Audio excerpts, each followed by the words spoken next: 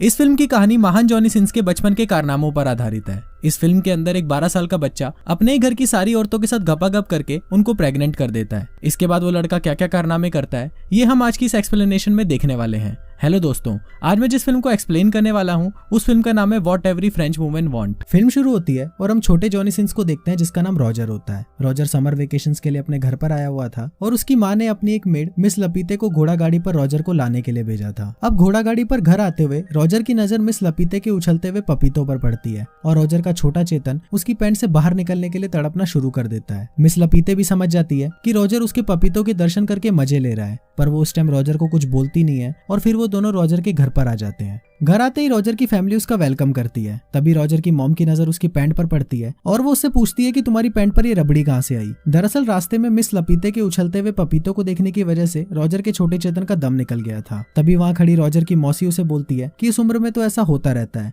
और वो अपने हाथों से रॉजर की रबड़ी को साफ करने लगती है। इसके बाद वहाँ रॉजर अपनी छोटी बहन से मिलता है जिसका नाम बर्था होता है। फिर बर्था रॉजर को जंगल में घुमाने के लिए लेके जाती है और वहाँ पर रॉजर की मुलाकात मिस लपीते से होती है। बातें करते हुए मिस लपीते को अचानक जोर से सुसु आ जाती है और वो रॉजर के सामने ही अपनी स्कर्ट ऊपर करके पेड़ों को पानी देने लगती है। रॉजर ये सब देखकर सोचने लगता है कि उसे इस उम्र में क्या क्या देखना पड़ रहा है और इसके बाद रॉजर वहाँ से चला जाता है। रॉजर जंगल में अकेला घूम रहा होता है पर तभी रॉजर का पैर फिसलता है और वो झाड़ियों में आकर गिर जाता है। वहाँ पर रॉजर को किसी लड़की की हंसने की आवाज सुनाई देती है। रॉजर देखता है कि वहाँ उसकी घर की एक मेड उर्सुला किसी आदमी के साथ दबा के संभोग कर रही है। तभी उर्सुला की नजर रॉजर पर पड़ती है और वो उसको देखकर हंसने लगती है। रॉजर ये सब देखकर डर जाता है और वहाँ से अपने घर भाग जाता है। रात को रॉजर अपनी फैमिली के साथ डिनर करता है और डिनर करने के बाद वो अपने कमरे में सोने चला जाता है। रॉजर सोने ही वाला होता है पर तभी उसे अपने कमरे के बाहर बर्तनों के खड़खड़ाने की आवाज सुनाई देती है। रॉजर जब बाहर झांक कर देखता है तो उसकी फटकर हाथ में आ जाती है। रॉजर देखता है कि उसकी एक नौकरानी हेलन एक दरवाजे से आधी बार निकली हुई थी और कोई ठोकुमल उसका पीछे से ही गेम बजा रहा था। टपाटप करने के बाद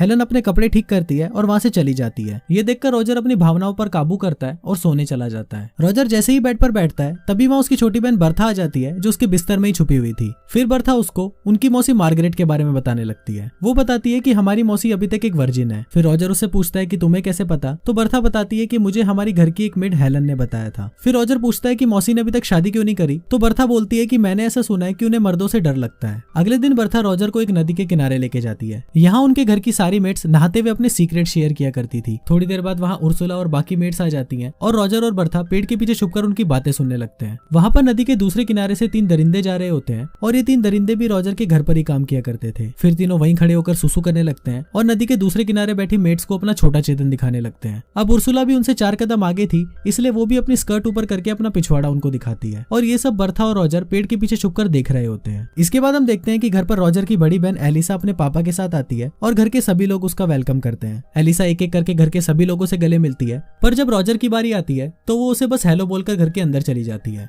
अब रॉजर को ये समझ नहीं आ रहा होता कि उसके साथ ये अन्याय क्यों हुआ। तभी रॉजर की छोटी बहन बर्था उसके पास आती है और उसे अपने साथ एक चर्च में लेके जाती है। फिर वो दोनों चर्च की छत पर बैठकर उसकी मासी की बातें सुनने लगते हैं जो चर्च के फादर के सामने अपने पाप को कन्फेस करने आई थी। फिर मार्गरेट फादर को बोलती है कि फादर मेरे से एक बहुत बड़ा पाप हो गया है। फिर फादर उससे पूछते हैं कि तुमसे क्या पाप हुआ है, तो मार्गरेट बताती है कि मेरा नेफ्यू रॉजर कुछ दिनों पहले ही घर पर आया है और जब से मैंने रॉजर को देखा है मैं उसके प्यार में पागल हो गई हूँ और कई बार तो मैंने अपने सपने में उसके साथ दबा के संभोग किया है। ये सभी बातें ऊपर बैठा रॉजर भी सुन रहा होता है और वो बहुत ज्यादा एक्साइटेड हो जाता है। रॉजर सोचने लगता है कि घर में कोई तो है जिसको मैं भी पेल सकता हूँ, वरना घर की सारी औरतों को तो नौकर ही पेलते जा रहे हैं। अब ये सब पेलम पाली की बातें सोचते हुए रॉजर और भी ज्यादा एक्साइटेड हो जाता है और नीचे आकर गिर जाता है। इसके बाद पादरी और मार्गरेट रॉजर को अपने साथ घर पर लेकर आते हैं और उसकी माँ को सारी बातें बता देते हैं। फिर रॉजर की माँ पादरी से पूछती है कि इसे क्या सजा मिलनी चाहिए, तो इस पर पादरी बोलता है कि इसके पिछवाड़े पर मार मारकर उसको बंदर के पिछवाड़े की तरह लाल बना देते हैं। रॉजर की माँ को भी ये बात अच्छी लगती है और वो पादरी को बोलती है कि मस्त प्लान है। फिर रॉजर की माँ उसकी मासी मार्गरेट को बोलती है कि ये शुभ काम तुम करोगी। मार्गरेट पहले तो ऐसा करने के लिए मना कर देती है पर रॉजर की माँ के फोर्स करने पर वो ऐसा करने के लिए तैयार हो जाती है और रॉजर के पिछवाड़े पर 10 बार जोर से फटके देती है जिससे उसका पिछवाड़ा बंदर के पिछवाड़े की तरह लाल हो जाता है। रात को रॉजर बेड पर उल्टा होकर सो रहा होता है क्योंकि उसके दोनों तबले सूजे हुए थे। तभी उसे वापस अपने कमरे के बाहर बर्तनों के खड़खड़ाने की आवाज सुनाई देती है। रॉजर देखता है कि इस बार भी कोई ठोकुमल हेलन के पीछे से उसकी ठुकाई कर रहा है और इस बार भी हम लोगों को पता नहीं चलता कि ये ठोकुमल है कौन जो अपना काम करके वहाँ से गायब हो जाता है। वहाँ पर मिस्टर फ्रैंक भी खड़े होते हैं जो हेलन की ठुकाई एंजॉय कर रहे थे। थोड़ी देर बाद रॉजर के पास उर्सुला आती है और उसको बोलती है कि आज की पिटाई से तुम्हें बहुत दर्द हो रहा होगा, लाओ मैं तुम्हारे पिछवाड़े पर बाम लगा देती हूँ। पर रॉजर उसको बोलता है कि नहीं, पर तुम मुझे एक बात बताओ कि मैं रोज देखता हूँ कि हेलन का कोई पीछे से गेम बजा रहा होता है और अपना काम हो जाने के बाद वो वहाँ से चला जाता है। आखिर ये महान पुरुष है कौन? उर्सुला बोलती है कि ये हम मेट्स का टॉप सीक्रेट है, और ये बोलकर वो वहाँ से चली जाती है। रॉजर सोच रहा होता है कि यहाँ हर कोई किसी की ठुकाई कर रहा है, पर साला मेरा दिन कब आएगा। फिर रॉजर को याद आता है कि हेलन की ठुकाई तो मिस्टर फ्रैंक भी देख रहे थे, और वो मिस्टर फ्रैंक से मिलने के लिए उनके रूम में चला जाता है। वहां जाकर रॉजर देखता है मिस्टर फ्रैंक अपने पैंट में हाथ डालकर दूरबीन से आसमान में कुछ देख रहे होते हैं। फिर रॉजर को वहां देखकर मिस्टर फ्रैंक घबरा जाते हैं और वहां से भाग जाते हैं। उनके जाने के बाद रॉजर भी दूरबीन से देखने की कोशिश करता है, और वो देखता है कि बाहर दो लोग दबा के घपाघप करने में लगे हुए हैं। ये देखकर रॉजर सोचता है कि ये साला फ्रैंक तो मेरे से भी बड़ा हवस का पुजारी है। फिर रॉजर को वहां पर एक किताब मिलती है जिसमें घपाघप की बहुत सारी कहानियां लिखी हुई थी। फिर रॉजर उस किताब को अपनी पैंट में छुपा लेता है और वहां से चला जाता है। रॉजर अपने कमरे की तरफ जा रहा होता है, पर तभी उसे उसके पेरेंट्स के कमरे में से घपाघप की आवाजें सुनाई देती है। रॉजर की होल से अंदर झांकता है और देखता है कि उसके पापा उसकी मम्मी की अनबॉक्सिंग कर रहे हैं। तभी वहाँ अलीसा का मंगेतर रोनाल्ड आ जाता है और रॉजर को झांकते हुए पकड़ लेता है। फिर रॉजर उसको बोलता है कि प्लीज तुम मेरे पेरेंट्स को कुछ मत बताना, और तुम जो बोलोगे मैं वो करूंगा। अब रोनाल्ड भी इस मौके का फायदा उठाता है और रॉजर से अपनी कार साफ करवाता है। इसके बाद हम देखते हैं कि रॉजर एक अस्तबल में छुपकर उस किताब को पढ़ रहा होता है, और उस किताब को पढ़ते हुए वो अपनी पैंट में हाथ डालकर अपनी घोड़ा गाड़ी चलाने लगता है। तभी वहाँ पर उनका एक नौकर चूतड़मल आ जाता है और रॉजर उसको देखकर एक कोने में जाकर छुप जाता है। थोड़ी देर बाद हेलन भी वहां पर मुर्गियों को दाना डालने के लिए आती है, और फिर चूतड़मल हेलन को वहीं फंसा देता है और पीछे जाकर उसका गेम बजाने लगता है। हेलन वहां पर रॉजर को देखती है और उसे हेल्प करने के लिए बोलती है। जैसे ही रॉजर हेलन की मदद करने के लिए आता है, हेलन रॉजर को मना कर देती है और बोलती है कि अभी थोड़ी देर रुक जाओ। दरअसल हेलन को भी अपना गेम बजवाने में मजा आ रहा था। फिर रॉजर बाहर देखने के लिए जाता है कि आखिर क्या हो रहा है, पर तब तक चूतड़मल हेलन का गेम बजा चुका था। इसके बाद रॉजर अपने घर के अंदर आता है। वहां पर उसकी बड़ी बहन एलिसा और उसका मंगेतर रोनाल्ड बैठे होते हैं। फिर रोनाल्ड रॉजर को देखकर बोलता है कि मेरे जूते बहुत गंदे हो गए हैं और तुम इसे अच्छे से साफ कर दो, पर रॉजर उसे ऐसा करने से मना कर देता है। अब इससे रोनाल्ड गुस्सा हो जाता है और रॉजर की मॉम को उस रात की सारी बातें बता देता है। रॉजर की मॉम ये बात सुनकर बहुत गुस्सा हो जाती है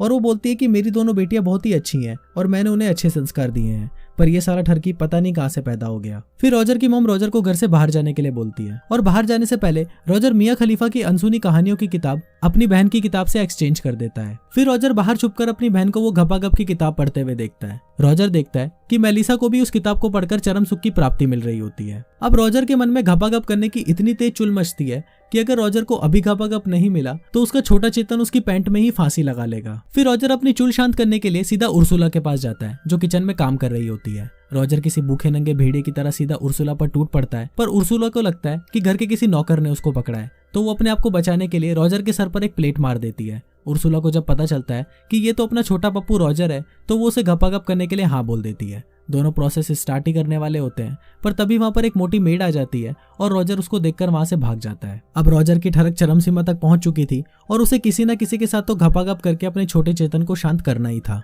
अचानक रॉजर को मिस लपीते याद आती है और रॉजर सोचता है कि कोई दे ना दे, पर मिस लपीते अपने पपीते मुझे खिला ही देगी, और वो भागता हुआ सीधा मिस लपीते के पास चला जाता है। वहां पहुंचकर रॉजर वापस भूखे नंगे भेड़ियों की तरह मिस लपीते पर टूट पड़ता है और उसकी सुरंग की खुदाई करना शुरू कर देता है। पहले तो मिस लपीते रॉजर को ऐसा करने से मना कर देती है, पर बाद में वो भी चरम सुख के मजे लेने लगती है। थोड़ी देर बाद एक डाकिया वहां पर चिल्लाते हुए आता है और बताता है कि जंग छिड़ गई है और जर्मनी ने फ्रांस पर जंग का ऐलान कर दिया है। ये सुनकर सभी लोग वहां पर इकट्ठा हो जाते हैं और रॉजर के छोटे चेतन को यहाँ पर भी निराशा का सामना करना पड़ता है। अब अगले दिन रॉजर की फैमिली के सभी मर्दों को जंग में जाना था, इसलिए वो सभी घर में पार्टी करने लगते हैं। फिर वहां पर मिस्टर फ्रैंक आते हैं और सबको बोलते हैं कि मैं जंग पर नहीं जा सकता क्योंकि मुझे अस्थमा है। रॉजर को जब ये पता चलता है कि घर के सारे मर्द जंग पर जाने वाले हैं और सारी औरतें घर पर अकेली रहेंगी, तो वो ये सोचकर खुशी के मारे नाचने लगता है। अब फ्रांस में एक रिवाज होता है कि जब भी घर के मर्द जंग पर जाते हैं तो एक रात पहले सभी मर्द अपनी वाइफ के साथ जंगल में जाकर घपाघप करते हैं। अब आज रात को भी सभी मर्द अपनी वाइफ के साथ जंगल में जाकर घपाघप करने लगते हैं और वहां रॉजर इन सबको देखकर सोच रहा होता है कि बेटा जितना बजाना है बजा लो, पर कल से इन सभी का बैंड तो मैं ही बजाऊंगा। अगले दिन घर के सारे मर्द जंग पर चले जाते हैं और उनके जाते ही रॉजर सबसे पहले उर्सुला के पास जाता है और उसके साथ दबा के संभोग करता है। अगले दिन बर्था रॉजर को बोलती है कि हमारी माँ पादरी के सामने कुछ कन्फेस करने वाली है, तो हम जाकर देखते हैं कि उन्होंने क्या पाप किया है। दूसरी तरफ उसकी माँ पादरी को बता रही होती है कि मेरा हस्बैंड मेरे साथ अलग अलग पोजीशन में संभोग करता है और मुझे भी इससे बहुत मजा आता है, पर कभी कभी मुझे ऐसा लगता है कि मैं कोई पाप तो नहीं कर रही। पर इस पर पादरी उसको बोलता है कि तुम अपने पति के साथ कुछ भी कर सकती हो और ये करना कोई पाप नहीं है। इसके बाद हम रॉजर की मेड केट को देखते हैं जो नदी किनारे बैठी हुई होती है, पर तभी नदी में से रॉजर एक भूखे मगरमच्छ की तरह निकलता है और केट को वहीं पेलना शुरू कर देता है। अब ऐसा करके रॉजर में और कॉन्फिडेंट आ गया था, इसलिए रॉजर अब घर की सारी औरतों को पेलने का प्लान बनाता है। रात को रॉजर अपनी मासी मार्गरेट के कमरे में जाता है और उसके बिस्तर पर जाकर लेट जाता है। थोड़ी देर बाद वहां पर मार्गरेट आती है और रॉजर को देखकर चौंक जाती है। फिर रॉजर मार्गरेट को बोलता है कि आप अभी तक वर्जिन हो, इसलिए मैं आपकी मदद करने के लिए आया हूँ। पहले तो मार्गरेट रॉजर को मना कर देती है, पर थोड़ी देर तक किस करने के बाद मार्गरेट भी एक भूखी शेरनी बन जाती है और वो दोनों पूरी रात दबा के पलंग तोड़ते हैं।